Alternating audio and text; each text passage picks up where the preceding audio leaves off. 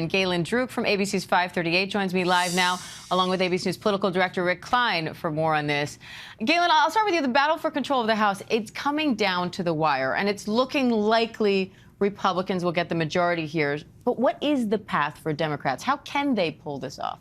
You know, it's very slim. And at this point, it would mean significantly overperforming, especially in districts in Southern California and Central California that appear to be going Republicans' way. Last week, when we discussed Democrats and Republicans' odds in the House, it looked like Republicans were favored. But there was still enough vote outstanding that we really couldn't say for sure. And honestly, we still can't say for sure. However, last night, the latest votes out of Arizona and California Sunday night suggested that Republicans really are on track, but still it would be the slimmest of margins that they would have their majority by, even maybe just 1 or 2 seats, to be honest. Now, Rick, President Biden said earlier that he didn't think there would be enough votes to codify abortion rights, even with a Democrat majority in the Senate. Why is that?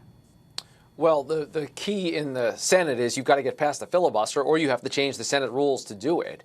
So even if everything broke Democrats' way and they keep the House and they even pick up a seat in the Senate, they're still at 51. And we know from past votes that Joe Manchin, Kyrsten Sinema have been very skeptical about changing the filibuster rules. They're very unlikely to carve out that kind of end around. And they're nowhere near 60 votes, even if all the Democrats joined the couple of Republicans who support abortion rights in trying to break that. So that's not where they are. And I think anyone who was promising that as a potential result of the midterm elections was frankly being disingenuous. There was no scenario realistically where Democrats were going to walk away from this election with enough votes to change the law around abortion rights. Now, Galen, one of the reasons Democrats could lose control of the House is Republican wins in the unlikely state of New York right here. Now, New York is largely considered a deep blue state. So what happened? So I think that Democrats will largely point to the redistricting process. Democrats drew a map that was very favorable to them. The state Supreme Court threw it out.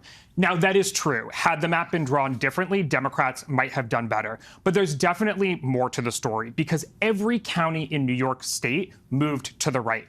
Kathy Hochul, the governor, only won by a margin of about 6 points in a state that Biden won by 23 points. So something else is going on here. And I think first and foremost, the issues that really did it for Democrats in other parts of the country just might not have been as salient here. So on the issue of abortion, you know, protections for abortion rights are codified in New York State. And the Republican candidate for governor said that he wouldn't try to mess with abortion laws in the state. The other one being extremism and election denialism. New York isn't a swing state, so whether or not, you know, those in charge of New York State are on board with the legitimacy of election was maybe less of a question. So crime and inflation were really able to come to the fore, and Democrats didn't perform well on those issues in New York. Now, Rick, former Vice President Mike Pence just sat down for his first network TV interview since the January 6th insurrection, and he tells our David Muir that former President Trump's words that day were reckless and that Trump decided to be, quote, part of the problem. Now, Pence was notoriously loyal to Trump, really until that day. So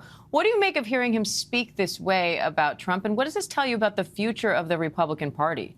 Timing is everything sometimes in politics, and this is a fascinating moment for Mike Pence to go public with this particular vein of his concerns around the former president's conduct. We know that former President Trump is expected to just tomorrow, 24 hours, 36 hours from now, announce another run for president. And the Republican Party at this point is looking for answers as to what went wrong, and they are finding a lot of them at the feet of former President Trump, whose election lies have become a mantra in the MAGA movement. Most, if not all, of the major candidates that Trump backed that denied the legitimacy of the election in battleground states are coming up short, pending the results in Arizona, where we still don't have a result out of the governor's race. So Donald Trump has a lot of blame being cast toward him for the way that the midterms turned out for Republicans. And Mike Pence, in a sense, is piling on at a critical moment. We know that he has his own ambitions. He may challenge for the presidency whether or not Trump does the same. All right, we'll keep watching. Rick Klein, Galen Druk, thank you both. Hi, everyone. George Stephanopoulos here. Thanks for checking out the ABC News YouTube channel. If you'd like to get more videos, show highlights, and watch live event coverage, click on the right over here to subscribe to our channel. And don't forget to download the ABC News app for breaking news alerts. Thanks for watching.